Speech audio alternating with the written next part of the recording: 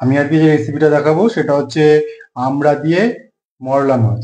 এটা একটু টকটক হবে। এর জন্য যে উপকরণগুলো দরকার আছে সেগুলো হচ্ছে, আমি এই আলু কুচি কুচি করে কেটে নিয়েছি, আমড়া আর টমেটো। এগুলো আমি এই মাটির পাত্রের মধ্যে সব একটা একটা করে দিয়ে নেব।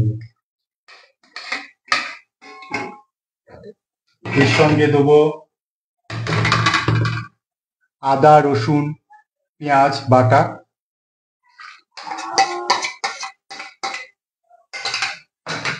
দেব হলুদ, দেবো একটু লঙ্কার গুঁড়ো, দেবো ধনে গুঁড়ো, আর দেবো জিরে গুঁড়ো, আর দিয়ে দেবো পেঁয়াজ কুচি,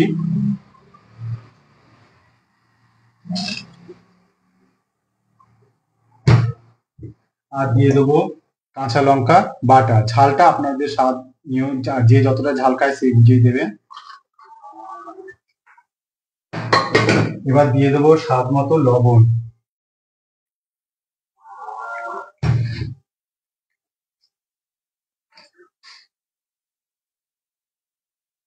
দিয়ে দেবো সর্ষের তেল তেল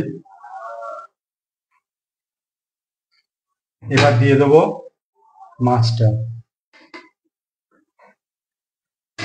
দিয়ে এটাকে একটু মেখে নেবো। মেখে নেওয়া হয়েছে। এবার এটাকে আমি গ্যাসে বসিয়ে দেবো একদম ডিমি আঁচে। বেশি আঁচ দিলে মাটির পাত্র এটা ফেটে যেতে পারে। আমি গ্যাসটাকে ধরিয়ে দিয়েছি, আর গ্যাসটা একদম ডিম আঁচে দেবেন।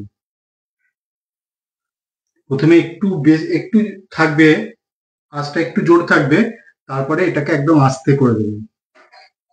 এটা আমি হাঁড়িটা বসিয়ে দিলাম, দিয়ে এবার এটার মধ্যে আমি একটু চিনি দিয়ে দেবো। চিনিটা মানে হচ্ছে আপনার ব্যালেন্সটা থাকবে।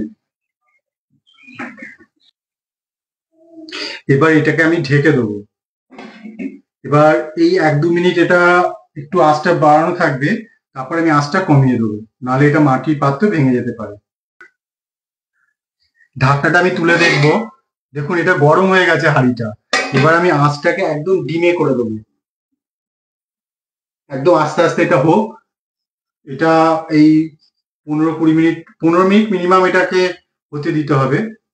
তারপরে দেখবো যখন এটার আমড়াটা আলুটা সব সেদ্ধ হয়ে গেছে, তার মানে মাছটা হয়ে গেছে। ওগুলো সেদ্ধ হলেই মাছটা কমপ্লিট হয়ে যাবে। তাহলে আমি ততক্ষণ পর্যন্ত এটাকে ফুটে দেবো।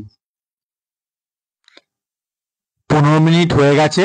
এবার আমি ঢাকনাটাকে সরিয়ে দেখব, খুব সুন্দর একটা গন্ধ বেরিয়েছে। মনে হচ্ছে রেসিপিটা হয়ে গেছে। তা একবার দেখে নেব সব সেদ্ধ হয়েছে কিনা। হ্যাঁ, মোটামুটি আলু আমরা সব সেদ্ধ হয়ে গেছে। এবার নামানোর আগে ধনেপাতা দিয়ে দেবো। ধনেপাতা দিয়ে আমড়া দিয়ে মরলা মাছের টক নামিয়ে ফেলবো। নামিয়ে এবার একটা পাত্রের মধ্যে ঢেলে নেব। যদি আমার এই রেসিপিটা আপনাদের ভালো লাগে, আপনারা এটাকে শেয়ার করে দেবেন, সবাইকে দেখার সুযোগ করে দেবেন। আর গরমে এই রেসিপিটা খুবই টেস্টি, মুখে একটা আলাদা স্বাদও আনে। আপনারা বাড়িতে করবেন, দেখবেন খুব ভালো লাগবে।